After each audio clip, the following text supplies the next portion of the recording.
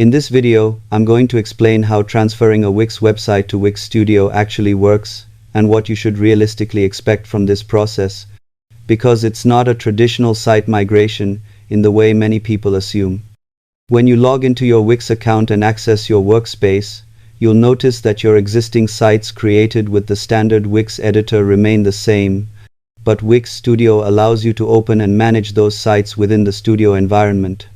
By visiting the Wix Studio dashboard while logged into the same account, you can select an existing site and open it inside Wix Studio, where it becomes editable using Studio tools and layouts. The site content, pages, and core features stay intact, but certain design elements may behave differently due to Studio's responsive layout system.